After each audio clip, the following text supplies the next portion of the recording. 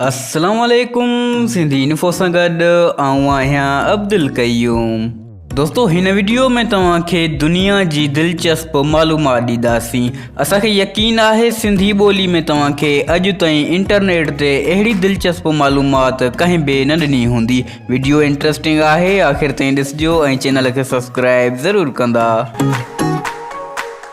दोस्तों जेकॾहिं तव्हां सम्झो था तव्हांजी क़िस्मत ख़राबु आहे ऐं ज़िंदगी में हर चीज़ ख़राबु थी रही आहे त हिन शख़्स सां मिलो।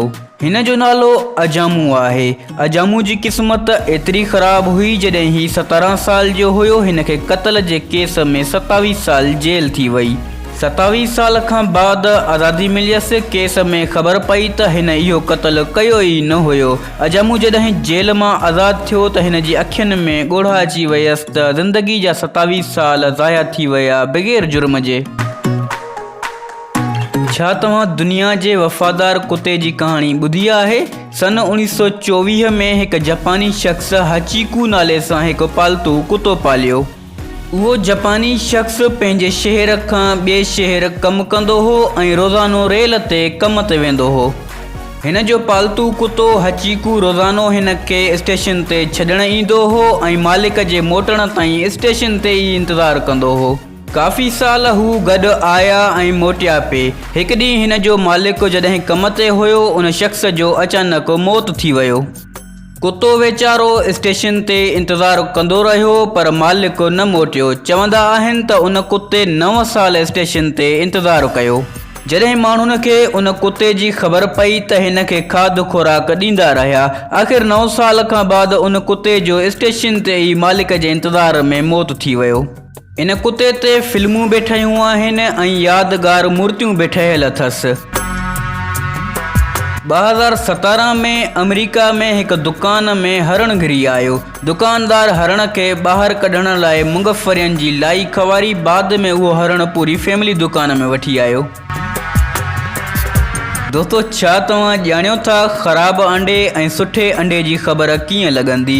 इन लाइ तव्हां अंडनि खे पाणी में विझो। सुठो अंडो पाणी में ॿुॾी वेंदो ऐं ख़राबु अंडो पाणी में तरी रहियो हूंदो।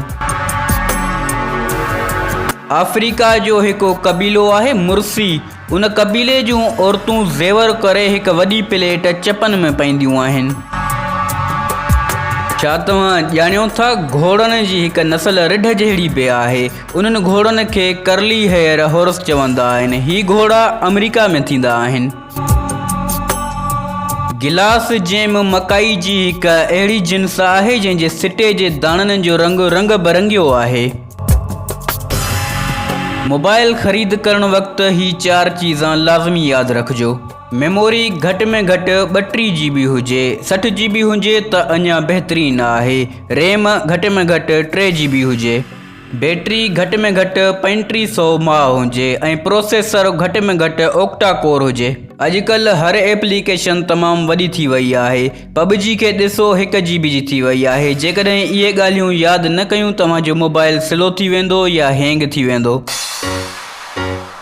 छा तव्हांखे ख़बर आहे रिछ खे 42 ॾंद हूंदा आहिनि?